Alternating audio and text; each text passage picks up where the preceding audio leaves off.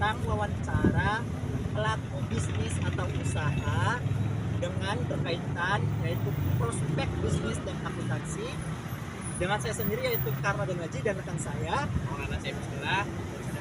Saya Meki Sasana Merenti. Saya Lilis Aulia Sregar. Saya Karen Aulia Suryadi. Ayo, mari kita tonton sama-sama videonya. Selamat menyaksikan.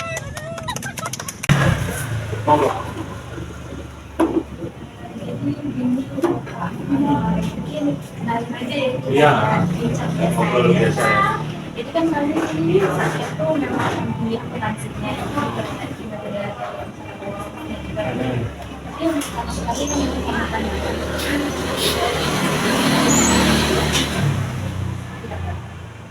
Jadi aku ya teman-teman itu bahan utama kayak pisang. Kita berkala ya, jadi waktu itu ada yang setiap hari ini ada hari kerja ada 20 sekali atau 20 sekali itu tergantung penyimpanan pendataan batas ya.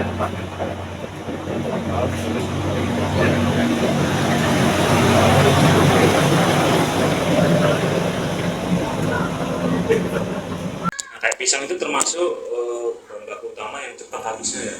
Jadi kita nggak bisa belanja tiap hari, mau nggak mau minimal 1 minggu. Itu saya stok 1 minggu sekali. Dan nyarinya pun susah ya, harus ngumpulin banyak baru diberangkatkan ke sini. Jadi kalau pisang itu dari daerah Jawa Timur, Tulungagung sana. Itu setiap minggu ya rata-rata 2,5 ton atau 2,7 ton. Karena itu kemampuannya habisnya segitu. Kalau misalnya kayak liburan anak kuliah itu biasanya lebih agak turun, saya minta agak lama, agak sedikit ngambilnya terus biar habisnya tetap cepat.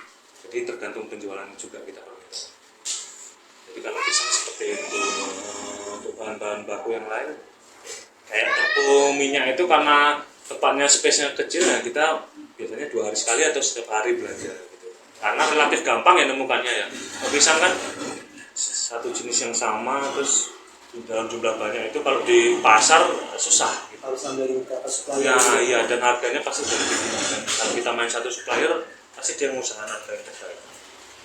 Nah, itu sih kalau bahan baku. Selebihnya kayak topping, keju, coklat yang kita gunakan itu udah dengan supplier apa ya, distributor ya, yang dari pabrik terus mereka memasarkan. Jadi udah kalau kita kerjasama dengan distributor itu lebih gampang ya, karena biasanya stok kita itu udah diawasi sama mereka. Mas tinggal sedikit tak kirim ya, oke kirim aja, nanti tinggal ngasih nota kita yang pembayaran. Jadi ya ada berapa yang stok mau nggak mau kita harus pantau langsung secara berkala biar nggak sampai kehabisan. Ada yang udah kita serahkan sama distributor. jadi gini ya Pak, pisang tahun ini kan viralnya gara-gara tempatnya ya Pak, dari kemasannya. Nah itu kemasannya sendiri tuh dikelola sendiri atau? Kemasan itu agak susah ya kalau kita ngambil di Jogja. Di Jogja banyak ya makanan tuh biasanya pakai besek kayak gudeg gitu. Pengrajinnya pun ada di Jogja itu banyak, cuman harganya itu nggak masuk kalau untuk harga yang saya jual produknya gitu. Jadi saya kalau besek itu ngambilnya di daerah Jawa Tengah di Banjarnegara. Itu pun sama ya kayak pisang itu rata-rata 2 minggu sekali. Cuman besek itu kalau orang lihat sih bagus ya pakai besek. Cuman kalau saya sendiri misalnya suruh milih mau pakai besek apa kardus, saya lebih milih pakai kardus. Padahal memang kardus itu lebih mahal, cetaknya itu biasanya lebih mahal. Karena kalau besek kan kondisi hujan gini harga bisa naik tinggi, barangnya susah. Pernah saya itu kemarin hampir seminggu nggak dapat barang karena memang di sana kalau hujan itu nggak produksi mereka kan, home industry gitu yang mereka merajin di rumah.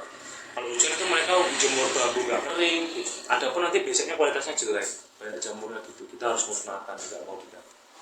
Jadi banyak kesulitannya lah kalau di besek itu. Cuman ya karena awalnya kita sudah muncul dengan ide itu ya, yang diketahui oleh pelanggan juga seperti itu, mau nggak mau kita harus pertahankan. Makanya akhirnya ada 2 kemasan dulu, awal-awal nggak cuma 1 kemasan aja besek. Sampai sekarang setelah saya mengalami beberapa kelangkaan besek dan pelanggan pun ada yang ngomong kalau misalnya pakai kardus bisa ya buat kardus saja, jadi double, akhirnya bisa milih kemasan besek sama kemasan kardus gitu sih. Kalau besek itu lumayan agak jauh di Banjarnegara, cuman ya harganya memang lebih murah. Kalau di Jogja itu bisa 2 kali lipat lah dengan beseknya dengan Indonesia. Satu lah kan. Mungkin inspirasi usahanya pisang kemul ini boleh sedikit Awalnya, jadi awalnya itu tahun berapa ya? Itu 2019 ya, apa 5 tahun ya sebelum COVID itu. Tapi mungkin kalau orang-orang tahunya viral-viralnya belakangan ini ya. Iya. Sekitar dulu awal viral itu 2022 kalau nggak salah. Itu saya udah sebenarnya udah cukup lama jualan sendiri. Viralnya baru. Nah jadi dulu itu Jogja juga ada ya pisang keju yang viral di tahun 2016-17. Saya pelanggannya dia juga. Kok ramai banget ya jualannya, kok bisa minta kayak gini gitu. Inspirasi sebenarnya gitu. Saya juga beli ikut ngantri gitu. Nah terus kok nggak coba mintain sendiri, terus dengan modifikasi. Cuman memang jenis olahannya sama pisang keju, cuman kalau di saya ada kremesnya tadi, modifikasinya di situ yang saya temukan sendiri gitu. Kok nggak saya modifikasi aja. Nah akhirnya nyoba ketemu resepnya, ya alhamdulillah ternyata banyak yang suka gitu. Sampai dulu saya awal memang jualan satu outlet aja di sini setahun itu ya, jualan di sini di kampung gini ya, yang beli awal-awal orang sini-sini aja. Terus udah masuk ke online food, nah itu baru mulai mahasiswa dari luar, terus mereka nyari langsung ke sini. Nah dari situ saya berani akhirnya endorse Instagram, nah endorse via foodgram gitu. Dan di situ saya mulai konsepkan, saya ganti logonya, namanya, beseknya, kemasannya pakai besek itu mulai itu. Setelah saya tahu pasarnya lumayan, akhirnya saya konsepkan, terus saya iklankan sampai sekarang alhamdulillah. Jadi saya itu nggak punya budget ikannya cuma itu aja, pas awal-awal itu aja saya promosi. Setelahnya murni ya orang itu suka rela bikin konten gitu, kok menarik, kok unik gitu, terus mereka meliput, mereka review lah istilahnya, terus viral itu aja, terus-terusan sama sekarang. Gitu sih kalau awal. Terus kalau terkait dengan itu kan tadi Mas bilang kan logo dan itu, untuk legalitas logonya itu Mas itu udah didaftarkan ke HAKI atau belum? Kalau HAKI itu di nama kalau nggak salah ya. Jadi kalau logo itu saya nggak tahu ya, ada perlindungannya nggak. Yang jelas kalau yang saya lindungin itu nama mereknya. Nama merek. Nah, merek Kemul kalau nggak salah mereknya Kemul. Kemul itu kalau untuk produk lain mungkin bisa, tapi di kuliner itu udah nggak bisa. Jadi semenjak 2020 awal sebelum saya iklankan itu, saya udah daftarkan itu dulu. Karena prosesnya lama ya, 6 bulan kalau nggak salah. Proses ngurus legalitas itu.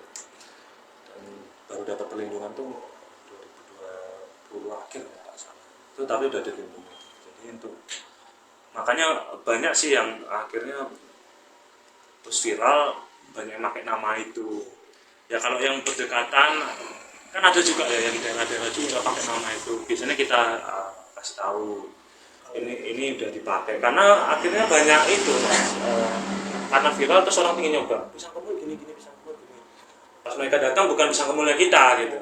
Akhirnya kan brand kita juga yang juga, oh ternyata pisang kemul yang rame rasanya cuma gitu ya, bukan rasa buatan kita gitu, buatan orang. Nah itu yang merugikan kita di situ. Bukan kita takut tersaingi, enggak, cuman ekspektasi orang sama yang dibayangkan nanti beda. Iya, kalau pisang kemulnya enggak kayak gini. Karena pernah itu laporan beberapa pelanggan yang ngomong, Mas saya beli yang di Godean kayaknya saya nggak punya cabang di sana gitu, Godean punya siapa gitu. Mereka ngomong saja.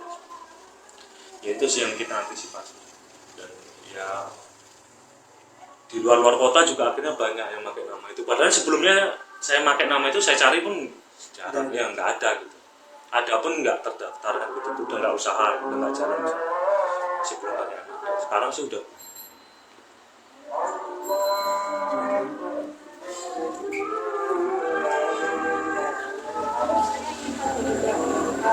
Terkait bagaimana sih untuk menyimpan bahan baku utamanya, karena kan pisang Ya, dan pisang buah ya.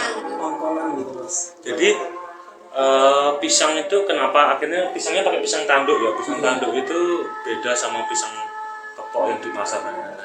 Pisang tanduk itu lebih awet gitu. Jadi proses matangnya itu nggak secepat pisang-pisang pasar. Jadi kalau dibiarkan aja dia nggak mau matang, paling matang satu-satu gitu. Jadi ada proses pematangan. Proses pematangan itu 3 hari.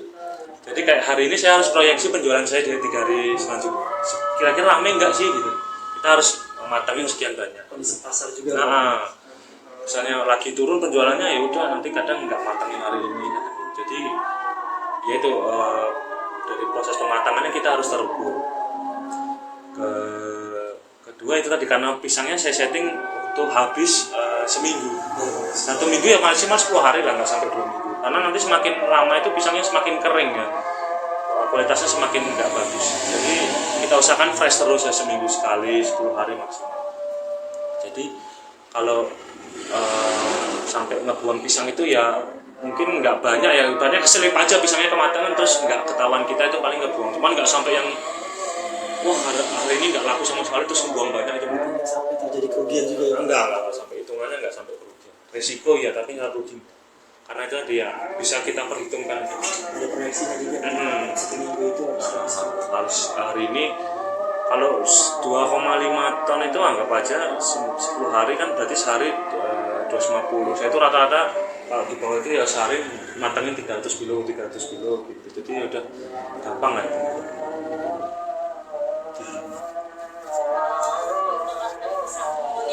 Udah mesti nyewa atau memang udah punya?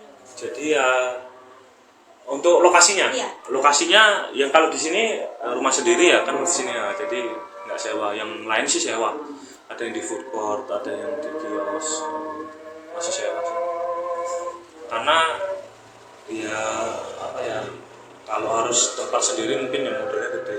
Kalau saya mainnya modal kecil. Kalau bisa pun saya itu nyari buka cabang itu yang tempatnya agak sepi, terus sewanya agak murah. Minimal tempatnya jadi agak luas gitu, dapatnya agak luas kan. Kalau sepi, tempatnya sepi kan nggak terlalu mahal.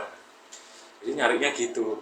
Patokannya sih dulu awalnya saya jualan ini di rumah, di kampung aja, alhamdulillah penjualannya ramai. Apalagi yang agak keluar dikit aja nggak apa, tapi masih di kota gitu. Jadi gitu. Di cabang Wahid Hasyim itu yang di Condong Catur itu tadinya food court udah kayak mau nggak disewain gitu. Mas, jenengan yakin mau sewa sini? Ini nggak banyak, nggak laku loh, banyak nggak anu, ini juga mau saya tutup gitu. Nggak apa-apa mas, ya tak sewa aja gitu. Akhirnya masuk situ bisa ngomong, alhamdulillah rame, terus banyak yang mau masuk di situ gitu. Sampai sekarang gitu. Artinya dia mau ditutup sama orangnya jadi nggak jadi. Jadi saya lebih nyari yang tempat-tempat kayak gitu. Karena prinsipnya itu orang beli itu karena nyari, bukan karena lewat pinggir jalan terus oh itu apa beli itu enggak. Jadi saya nyiptakan apa ya, pelanggan itu yang loyal lah, yang datang ke sini karena pengen beli, bukan karena tiba-tiba lewat terus beli itu. Terus kalau tadi itu kan outlet, jadi kan itu satu outlet itu karyawan yang dibutuhin itu berapa? Jadi macam-macam ya, karena tiap outlet itu kan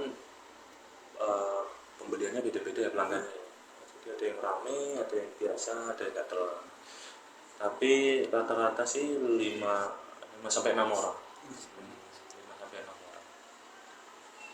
Dulu sih start itu minimal 4 orang karena makin kesini, apalagi semenjak viral-viral itu. Nah dan kita itu masih punya PR ya, waktu tunggu pelanggan itu biasanya pada ngeluh lama gitu. Cuman kita coba stok agak banyak gitu, nanti mas pisangnya kok udah dingin ya, saya minta yang panas, akhirnya mereka mau nunggu lagi untuk goreng.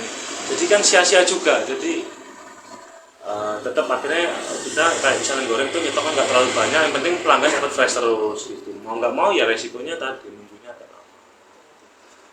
Kalau beda soalnya kita kan jual gorengan yang hangat-hangat ya, kalau kayak gorengan yang udah langsung jual aja, yang penting nanti mau lakunya dingin nggak apa-apa, nggak masalah gitu. Kalau kita usahakan kualitasnya tetap.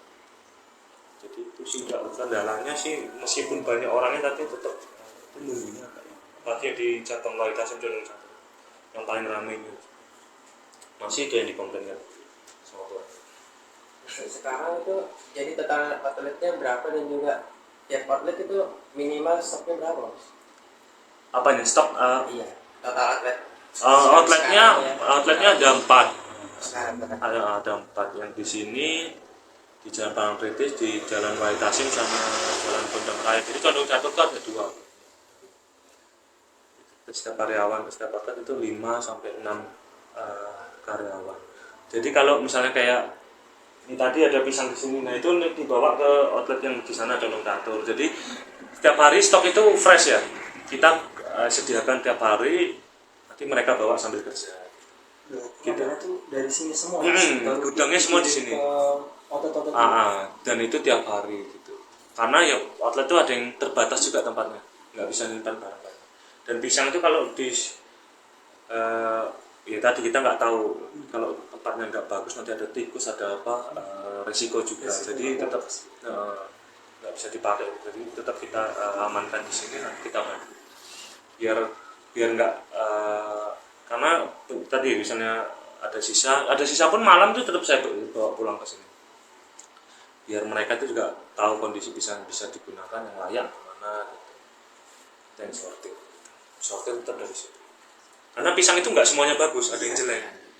Ini nggak bisa nih, nggak layak, jangan dibawa gitu. Kita sisihkan di sini ya, yang tetap yang fresh yang bagus. Setiap outletnya itu setiap harinya ada targetnya nggak? Kalau target penjualan sih nggak ada ya. Tapi target. Nggak ada ya, kita ya masih percaya rezeki dari ngatur gitu. Itu aja sih konsepnya saya sih. Cuman kalau target enggak ya jalan ngalir aja sih. Kalau yang penting mereka itu udah tahu sendiri, misalnya kalau rame itu mereka nggak ngambil libur misalnya. Aduh ini kalau agak sepi gitu. Nah, mereka udah gantian libur biar nggak berat di sayanya bayar mereka. Dan mereka masih harian juga kerjanya. Ya masuk dibayar enggak ya. Susah sih kalau untuk usaha UMKM kayak gini, apalagi street food ya istilahnya gitu. Itu mengelola karyawan yang kayak perusahaan yang dengan kontrak, dengan jam kerja yang aturan-aturan yang mengikat itu mereka biasanya nggak mau karena mereka terbiasa dengan kerja lepas tadi. Kita lebih ke freelance. Mereka biasa, dan kalau saya buat seperti itu agak ketat, mereka biasanya nggak betah. Apalagi dengan kontrak mereka udah kayak takut gitu. Ya akhirnya itu ya udahlah.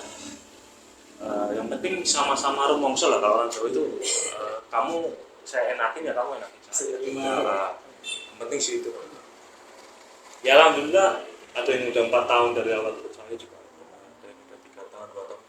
Lama-lama lah, nggak yang setiap bulan ganti karyawan. Rata-rata ya udah. Dan ini kan sisanya freelance kan. Rata-rata itu yang kerja di outlet bosnya itu siapnya mahasiswa atau yang emang variatif ya. Awal-awal jadi dulu tuh kesalahannya itu awal-awal katanya kan kalau mahasiswa itu banyak biasanya yang mau part time terus akhirnya saya banyak masukin dulu mahasiswa karena dekat sini saya masukin WST, banyak masuk WST. Terus akhirnya udah mulai banyak tugas gini-gini tuh, waduh pusing ngaturnya. Nah saya ngambil yang masih muda misalnya kayak Gen Z ya, tahu sendiri kan, usia kalian tuh dramanya agak banyak gitu kan. Yang kerjanya gini lah, nanti kalau udah ribut sama keluarga pacarnya udah nggak semangat kerja, tahu-tahu nggak masuk lah. PR lagi tuh, saya ganti lagi. Akhirnya sekarang ambil yang usia tua, yang di atas 27 ya, 27 tahun ya, 30-an ya seusia saya. Nah itu baru ketemu formulan yang beres tuh yang seperti itu, karena mereka kerja itu udah dengan kebutuhan ya. Kalau kayak usia kalian kan kerja mau beli HP, kerja mau beli gitu kan. Kalau itu tuh mereka udah kerja karena kebutuhan keluarga, kebutuhan anak. Jadi ibaratnya sungguh-sungguh gitu. Nah itu sih sekarang, jadi kalau menerima buka lowongan itu maksudnya ngambil yang benar-benar butuh aja. Kadang bukan makan hati ya, kayak sayang gitu, saya gaji mereka yang muda-muda tadi agak lumayan juga yang mereka terima, terus tahu-tahu nanti gajian mereka beli HP tiap bulan, kadang ganti, terus nanti ganti musimnya mereka main motor, beli motor, modif motor. Mereka karena belum ada kebutuhan tadi ya, jadi nggak berpikir untuk nabung, uangnya diambur-amburkan aja. Nah, di situ sih kalau saya yang mengeluarkan ya ngerasa sayang gitu loh, kamu nggak susah loh dapetin uang, tapi ya habisnya cuma untuk begini, untuk hal-hal yang seperti ini.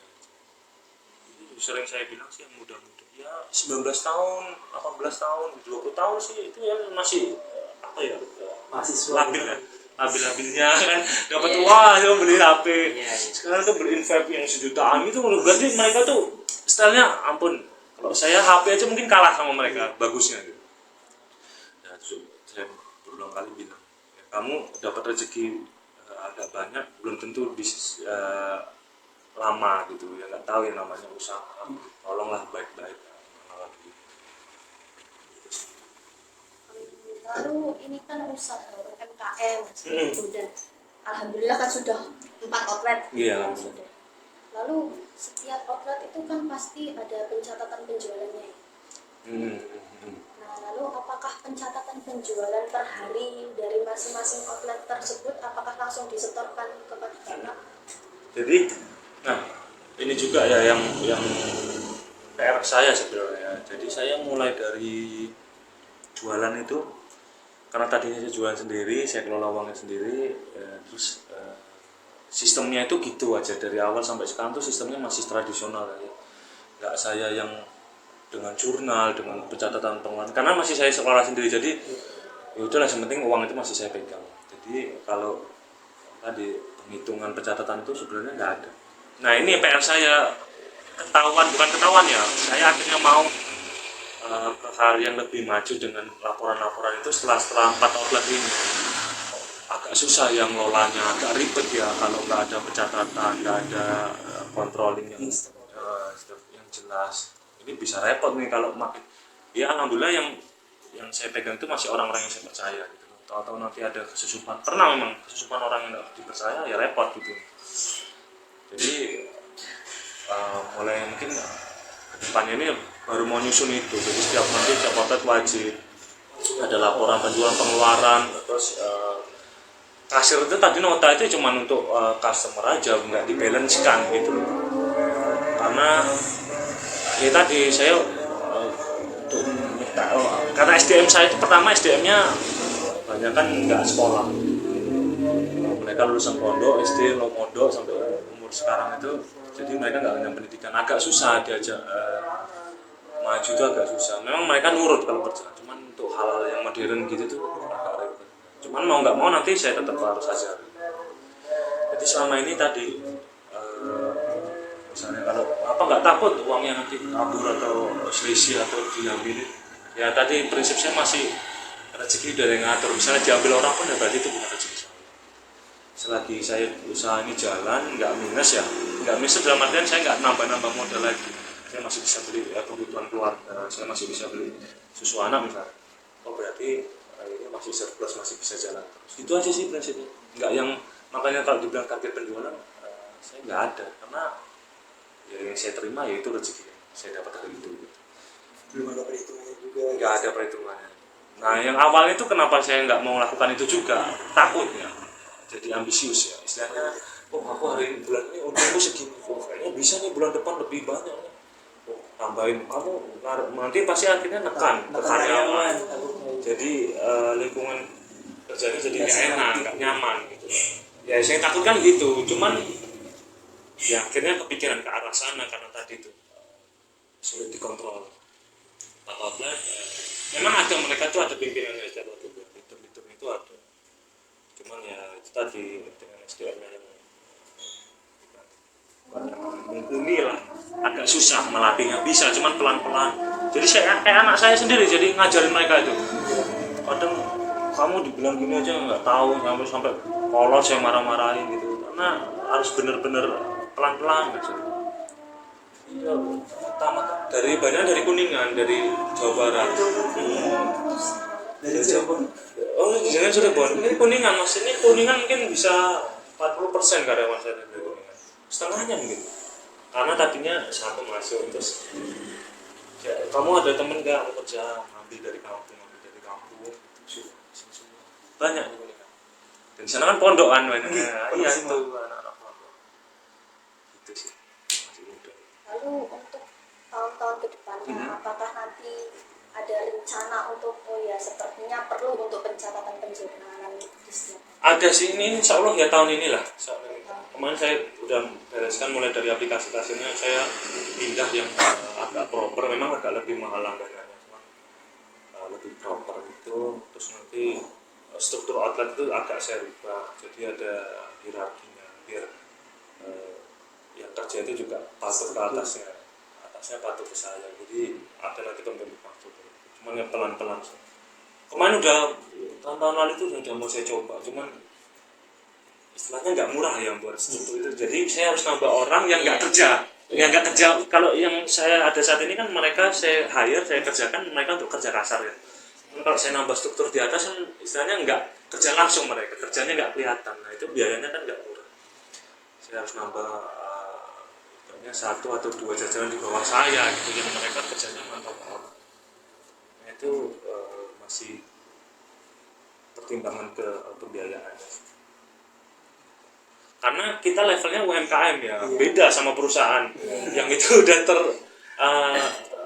strukturnya jelas, biayanya pembayarannya semua besar gitu. Kalau kita kan jual gorengan ya, ya bayangin aja orang jual gorengan pinggir jalan terus ada manajernya gitu loh. Itu kan masuk nggak sih dia? Bayanginnya itu kayak gitu aja kan. Yang jual-jualan di pasar terus punya struktur di atas. Itu sih yang masih berat. Cuman ya insya Allah. Jadi ini full ya, modalnya dari modal sendiri. Kalau modal sendiri yang perusahaan kan ada modal yang nggak saya tambah, yang nggak ngambil dari luar, nggak nambahnya nggak besar ya, itu cuman untuk bayar sewa sekali nggak masalah. Selebihnya itu dari modal 2 juta saya mas, 2 juta itu saya kumpulin sampai sekarang ya alhamdulillah. Berarti valuasi modalnya udah ratusan juta, cuman di situ dari 2 juta itu karena saya yang nggak mau ngambil modal dari luar, pinjaman bank itu saya utang itu nggak. Ini benar-benar milik pribadi ya mas. Pribadi yang situ banyak proses pengorbanannya. Jadi kamu untung segini tadinya, kalau orang lain mungkin begini, oh ini kamu untung segini ambil banyak gitu. Kalau saya sih enggak ya, tetap saya ngambil semampunya saya, sebetulnya saya. Sisanya untuk membesarin perusahaan, untuk buka cabang, nimbun modal, misalnya beli pisang tadinya cuma bisa 100-200 kilo, gimana aku bulan depan pokoknya harus 500 kilo, bulan depan harus 1 ton, harus naik gitu ya. Jadi nabung di usaha. Satu itu pun buat usaha, ditambah usaha. Ya itu tadi keuntungan saya nggak melakukan pencatatan di situ mas, karena saya nggak tahu untung saya seharusnya berapa, jadi saya bisa nggak terlalu ngebut ya ngambil. Kalau ya jelas ya kalau orang namanya nafsu ya, bulan ini untung segini dong, mau beli apa misalnya gitu kan gitu. Jangankan yang seperti itu yang nggak ada uangnya aja biasanya mau kredit kan gitu kan, apalagi tahu ada uangnya. Jadi saya sih ngeremnya dari situ ya, saya nggak perlu tahu untungku berapa, aku cukup ngambil seperlunya, selebihnya itu untuk usaha lagi. Ya memang itu kontroversial ya, kalau saya bilang misalnya saya ngadirin seminar terus yang ngomong kayak gini mungkin banyak nantang, karena itu nggak sejalan sama prinsip ekonomi. Cuman ya tadi orang bisnis itu dengan caranya masing-masing dan nyamannya. Saya nyamannya masih seperti ini. Ya, alhamdulillah lancarnya seperti ini.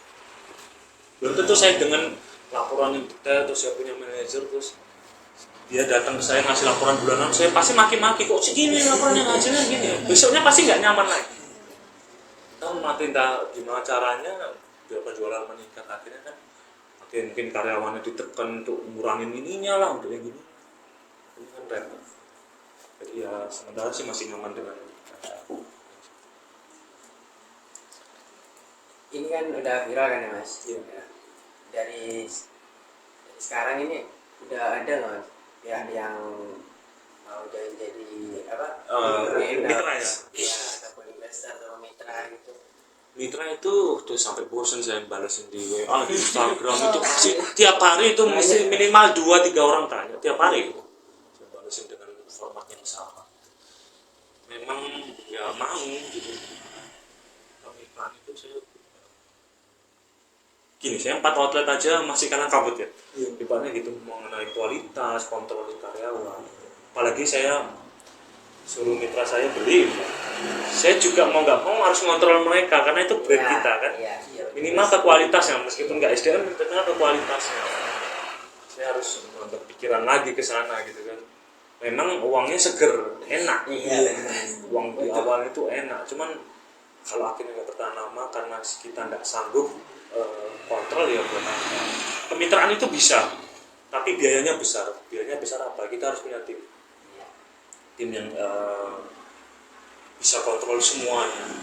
Kalau cuma jalan seperti ini terus tiba-tiba mereka bayar saya 30-40 juta, saya modal bukain gitu ya gampang, cuman pasti nggak betah.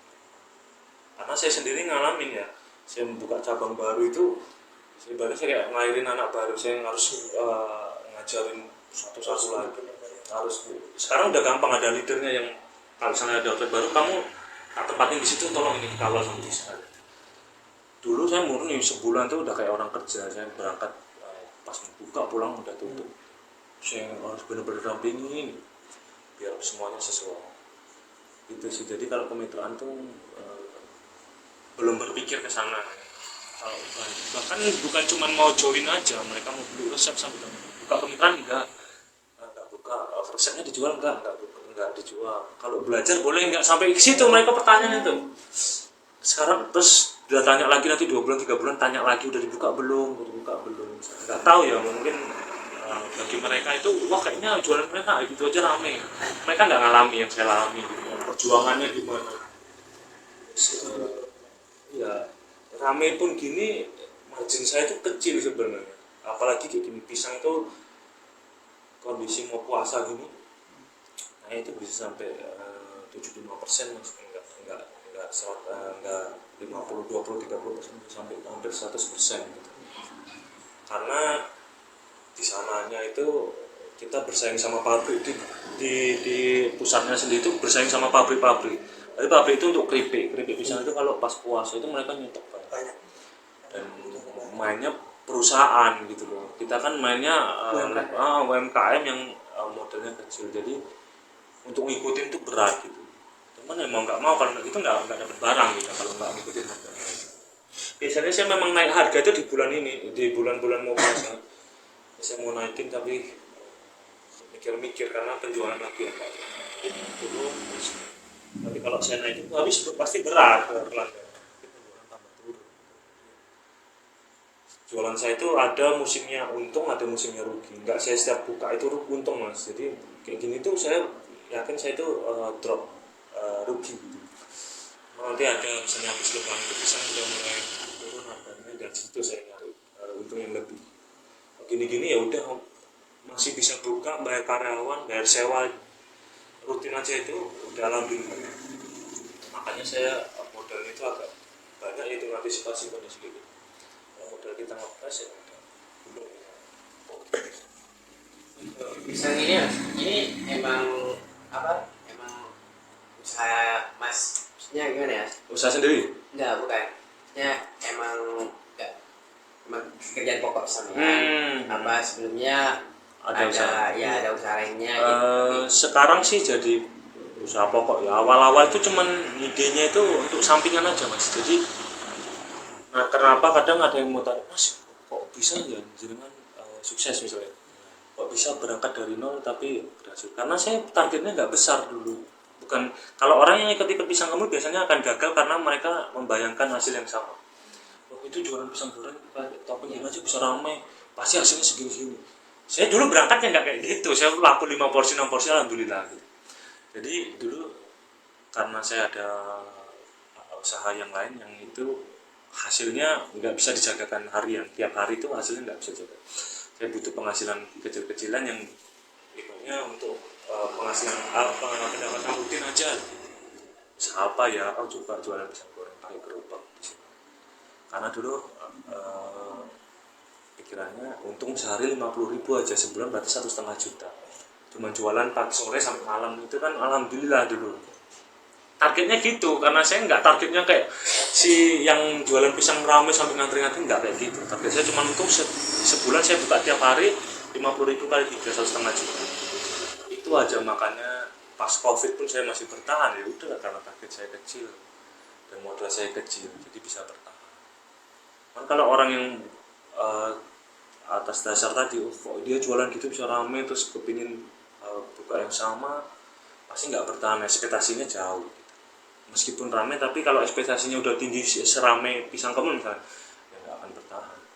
Jadi kalau mau mulai itu ya usahakan ya kita tahu positioning kita. Oh aku baru brand baru, nyiptain hal yang baru, kalau nggak mau targetnya harus kecil. Beda sama orang yang misalnya privilege, kamu dikasih duit ratusan juta sama bapakmu buka kafe, ya mau nggak mau itu harus ada perhitungan balik modalnya, harus perhitungan yang besar. Kalau jualannya yang kecil-kecil gini ya targetmu kecil aja. Jadi kalau dibuat rame gini ya nggak nyangka juga bisa rame gini. Akhirnya yang tadi yang pekerjaan yang usaha utama tadi saya tinggalkan, saya fokus di sini besar ini. Udah alhamdulillah hampir 5 tahun.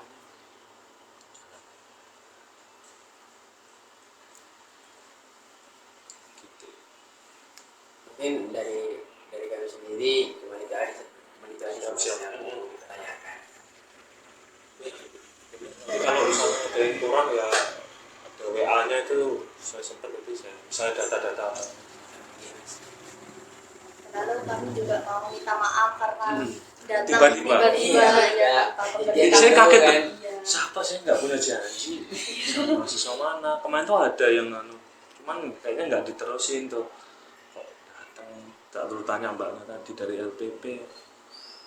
Dari kakak tingkat pernah ke sini Iya, sebenarnya tahun lalu ya. iya dari tadi kan udah bingung kan Mas, kita nyari-nyari kan di dekat kampus juga kan, jadi rata-rata nggak bisa. Oh, iya, Nggak karena bisa. ya susah kalau tiba-tiba Susah, datang itu. iya susah Mas. Ya juga kami baru dapat itu juga dari kak tingkat, pokoknya pernah di sini. Jadi kita Coba aja gitu. ya, coba juga, siapa tahu kesempatan juga. Untung pas saya di rumah ya, kalau enggak ya udah. Mepet tuh kerja tugasnya. Oh, mepet. Lumayan sih Mas, Mas. Iya. Bentuknya apa? Presentasi apa? Presentasi. Iya, presentasi. Sama untuk kemudian di konten YouTube sama LinkedIn. Oh gitu, buat Iya, itu Mas. juga. Oh iya, nanti izin ya Mas, Boleh Kak, bisa di post ya Mas di Oh sosial media. iya, nggak apa-apa. Iya, Mas. Ya sekarang tuh biasanya bikin video gitu. Tapi aku tahu yang kemarin tuh ada yang Amikom itu apa ya, bikin kayak iklan gitu produk. Jadi produk kita dipakai buat mereka buat iklan. Ya, Ada dari yang- fakultas ini bisnis. biasanya gitu ya, komunikasi atau jurusan. Sama izin buat nyampein lokasinya juga ya, Mas, lokasi. Oh iya, boleh. Belum buka juga. Dari Jogja semua? Enggak. Ya, Dari Cirebon. dari Cirebon. Oh, Jawa Timur. Mana? Madura. Bodoh. Oh, di Cirebon. Oh, mirip bahasa apa logatnya kayak. Iya, Madura. Yang Jawa-Jawa itu. Sumatera, Sumatera mana? Sumatera Utara beda. Oh, saya itu dari apa? Riau. Ya, kelahiran sana Riau. Kalau orang tua dari Labuan Batu. Gitu, Labuan Batu. Iya. Nenek kakek itu di sana. Terus kakek udah dipindah ke Riau. Saya kira justru orang Jogja Mas Samena. Iya. Udah, cuma udah lama di Jogja. Lagat-lagatnya Medan nggak ada keluar dari sini. Saya itu dari 2005, 2003 udah pindah ke Jogja. Jadi, Pantes. nenek pun saya kesana udah enggak, kakek udah lama banget, tapi nenek kakek masih hidup di sana, keluarga dan ibu masih jarang ke sana. Udah keluarga di sini mau ke sana bareng-bareng biayanya juga lumayan. Pesawatnya enggak mau. Berarti di Jogja ini dari Mas sendiri. Bapak asli Wonosari. Oh, Bapak masih sendiri. beragam tadi Mas. Bapak sawit kan, kalau sawit kan itu kan merantau dapatnya di sana. Terus pensiun muda pindah ke Jogja. Sama-sama orang tua saya di sini. Si numpang orang tua. Ya, kan udah ada sah kan Mas. Iya. Banyak yang bilang, wah, terus ngomong tuh ramai gini. Saya nggak ada aset yang kelihatan gitu, kayak mobil mertua, mobil istri, rumah orang tua. Saya nggak ada aset yang kelihatan, makanya kalau bilang ramai Mas pasti duitnya banyak, gimana apa yang saya lihatin? Iya. Nggak ada. Saya. Saya kan di Gen Z sekarang kan kalau orang penampilannya Iya. bawa cumi-cumi darat Ah. udah, weh usahanya apa nih mesti Orang maju. mikirnya gitu. Iya, nah. Karena aset saya itu nggak ada yang saya, ya lagi bangun rumah sendiri kecil-kecilan. Selebihnya saya ya. Malah enak gitu Mas, saya tuh seneng nggak terlihat orang ini punya, meskipun ya sedikit-sedikit ada, tapi kita usahakan jangan mencolok lah. Jadi natural. Kadang ya orang nggak ada diada-adain. Iya benar Mas. Itu yang awalnya kerusakan di situ. Nanti kita berpikir lagi utang lah. Seperti aja. Mungkin- Balik kampus Iya. langsung dikerjain ini. Langsung. Panik pas itu, mau nggak dapet. Tadi udah panik terus mau kemana dah ini, terus tadi Terus nyoba kemana aja? udah ini juga sama dari Oh, WA dulu. sebenarnya lewat email. kalau semisal ini nggak Nggak bisa ya? bisa juga ada sih mas tapi jauh di Tangerang Apa itu usahanya? di rumah makan ya Resto ya? Iya resto. di rumah makan Iya. Iya susah karena biasanya kalau ini masih UMKM ya protokolnya itu nggak ketat ya. Tapi kalau usaha yang udah agak gede itu ya langsung WA itu nggak nyampe ke ownernya, nyampe lempar ya Iya. mas kayak tadi aja kan nyoba Udah banyak, udah belasan Itu kayaknya. pasti nggak direspon. Email, WhatsApp, di Instagram nggak ada. Malah kalau mau gampang itu cuman agak lama misalnya masuk instansi perusahaan itu ada dengan apa surat Harus pengantar. surat dari- Cuman biasanya lama masuknya. Gitu. Kalau ke usaha-usaha gitu ya repot. Tadi tuh matoknya itu harus pakai surat dari kampus. iya Kampus ya. tadi juga ada Ya dulu juga ngalamin itu sih mahasiswa. Cuman karena saya dulu kuliahnya di Sipol kan, jurusannya politik, sosial politik, jadi masuknya biasanya ke instansi pemerintahan gitu lebih gampang. Gitu. Ya. Monggo. Kira-kira bukanya jam berapa ya? Jam satuan lagi, Mbak. Jam satu. Ini tapi bentar lagi, Mbak. Karena kan udah di spill dengan cutting-cutting dan yang lainnya juga, gitu. jadi pengen ngerasain. Oh, belum pernah. Belum pernah. Tapi kayak kalau di shopping food gitu saya lihat agak sorean gitu ya mas. Jadi gini, biasanya jam 2 sih kalau nggak salah ya. Karena kadang kita tutup, Mbak. Nah itu ya. Terlalu rame misalnya. Oh, iya. Kalau rame jadwal tunggunya lama. Kalau driver kan nggak mau tahu. Mereka mau datang penting beres. Wah daripada nyolot tuh, saya mending cari aman. Itulah saya nggak usah ngejar duit misalnya gitu daripada ribut di outlet. Gitu kan. Akhirnya seringnya saya tutup online itu. Misalnya pas rame itu harus nunggu setengah jam aja. Udah tutup aja. Tutup nanti banyak tuh biasanya customer tanya, Mas kok di sini belum buka, di sini nggak buka. Ya saya bilang memang lagi rame terus driver nggak mau nunggu gitu, marah gitu. Nggak, kalau masih mau nunggu cemberut aja masih nggak apa-apa, kalau marah mereka berarti ada mas sering marah mereka karena kan mereka itu pertama kali nih mas denger kayak gitu iya banyak makanya di gacuan dulu sering ribut itu driver sama orang manajemennya karena itu jadi dan mereka kadang nakal ya sukanya ngambil pesanan yang bukan punya dia misalnya kalau karyawan nggak teliti tuh saya dipanggil misalnya GF sekian Grab gitu mereka ngaku aja ngambil gitu nggak ada temennya pasti nggak ada temen sampai customer kok pesanannya salah customer pasti ngadunya ke resto padahal kan itu tugas kurir ya iya tugas kurir untuk memastikan pesananmu sesuai pesanan pelanggan itu sesuai itu akhirnya kita nganter ke kita yang kembali kalau saya ribet itu kembali aja saya kembalikan gitu. Jadi penting customer itu punya solusi Nanti ngaruhnya ke rating juga ya mas. iya kalau customernya nggak mau ngomong ke kita biasanya ngerating langsung bintang 1 ya, pesanan tidak sesuai gitu. Padahal kalau mereka WA ke saya gitu pasti saya ganti kan nggak saya kembalikan data jadi apa itu kerjasama online food itu apa ya masih banyak lah PR-nya yang drivernya seperti itu nggak mau tahu itu banyak kadang banyak yang ngomong prioritaskan online-nya lah ya kasih aja pelanggan yang nunggu kan udah ngantri di iya yang online mah pelanggan santai-santai di rumah kan paling drivernya yang nunggu di situ kan kasihan gitu makanya saya terima udah saya tutup aja gitu. Kelihatannya sih lancar tapi ya rata biasanya driver Gojek gitu kalau Shopee kan banyak muda-muda ya mereka iya dan orderannya mungkin nggak iya. nggak ada targetnya apa gimana saya lupa jadi mereka agak santai gitu kalau yang udah tua Iya, soalnya kan kalau yang muda-muda kan dia kan nggak ada apa ya mas gabut gitu ya cuman gabut karena iseng-iseng dapat orderannya nah iya biasanya pun kalau nunggu lama kalau yang tua-tua itu bingung lah gelisah kalau yang muda pun iya main game game kan masih iya. malah enak nyantai dia bisa ngerokok teman-teman kalau yang tua itu udah gelisah Jadi udah ada tanggungan kan mas Iya. baru nguyur ngejar target iya mau ke next ya mas iya sama-sama